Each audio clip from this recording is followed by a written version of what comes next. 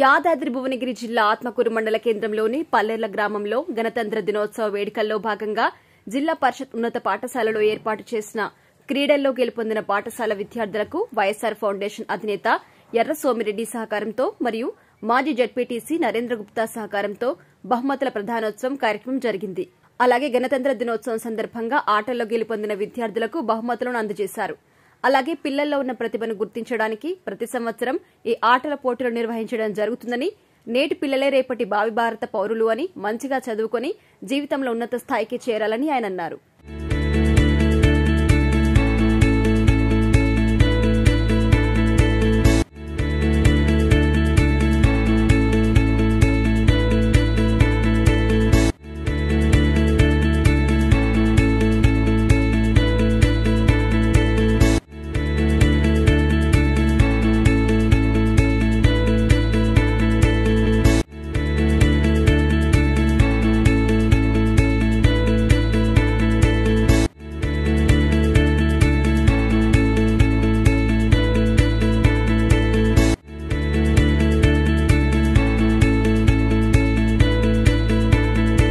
Private పాఠశాల దీటుగా government పాఠశాలలో కూడా ఈ విధంగా కార్యక్రమాలు చేయడము, ఆటల పోటీలు కూడా నిర్వహించడము, పిల్లల్లో మానసికంగా వారిని ఉత్తేజపరిచి వారిలో ఉన్న ప్రతిభను తీసుకురావడానికి ఈ యొక్క ఆటల పోటీలు నిర్వహించడం పాఠశాల యాజమాన్యానికి చాలా సంతోషం.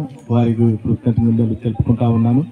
ఎందుకంటే ఇప్పటి పిల్లలే రేపటి భావి పౌరులు.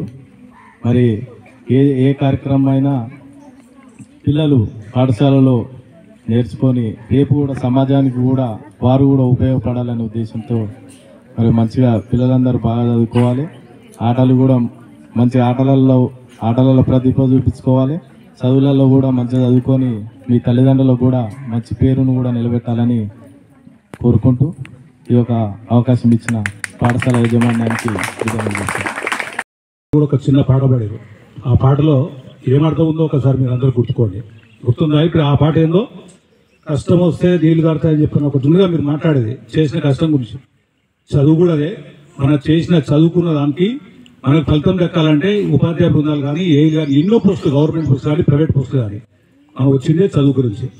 ప్రభుత్వం ఎన్నో పథకాలు ఆశిస్తే ఇన్ని రకంగా మనకు ఏర్పాటు చేసింది కాబట్టి మన ప్రభుత్వానికి, ఏ ప్రభుత్వానికి కూడా ధన్యవాదాలు చెప్పాలి.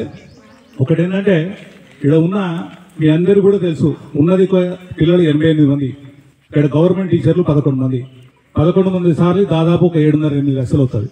ఒక పిల్లకు, ఒక బాబుకు ఒక 10,000 అప్రాచ్మెంట్ 8 నుంచి 10,000 రూపాయలు ప్రతి నెల కడుతున్నాడు గవర్నమెంట్. ఇది గవర్నమెంట్ కాదు, ప్రతి ఒక్క గవర్నమెంట్ కడుతుంది. ఇదే గవర్నమెంట్ అని గొప్పతనం కాదు నేను చెప్పేది. మీరు అర్థం చేసుకోరు. ప్రైవేట్ స్కూళ్ళకు తల్లిదండ్రులు 1,00,000 రూపాయలు 2 లక్షల రూపాయలు ఇచ్చి అక్కడ హైదరాబాద్లో హాస్టల్లో లేకపోతే ఎక్కడో విజయవాడ అని చెప్పని పంపించి స్కూల్ ప్రోగ్రాం, ప్రతి ప్రోగ్రాం ఉన్నప్పుడు, ప్రతి మీటింగ్ పెట్టినప్పుడు భార్యాభర్తలతో సహా రాత్రైనా సరే స్కూల్ మీటింగ్ పోతారు అక్కడ. కానీ గవర్నమెంట్ స్కూళ్ళలో ఎన్నిసార్లు చెప్పినా తల్లిదండ్రులను తీసుకురారు, వాళ్ళు రారు. ఏమైంది ఉంటేనే పంపించినా అంటే పంపించిన. అది కరెక్ట్ కాదు. నేను చెప్పేది కూడా గతంలో కూడా చెప్పడం జరిగింది. మీకు ఏదైనా స్కూలు ఇంత అభివృద్ధి కార్యక్రమానికి నానా అంటే 2000 వెళ్ళి సర్పంచ్ చేసినప్పటికెళ్ళి ఇప్పటి వరకు పదవులు ఉన్నాయి కాబట్టి ఈ స్కూల్ని ఆదర్శంగా తీసుకొని చుట్టూ కాంపౌండ్ వాళ్ళు కానీ సక్సెస్ఫుల్ కానీ ఇక్కడ ఉన్న, నేనప్పుడు ఫస్ట్ స్టార్టింగ్లో ఉన్నప్పుడు దాదాపు ఒక 180-190 మంది పిల్లలు ఉన్నప్పుడు దాదాపు ఇప్పుడు 100 తగ్గింది, దాదాపు తగ్గింది.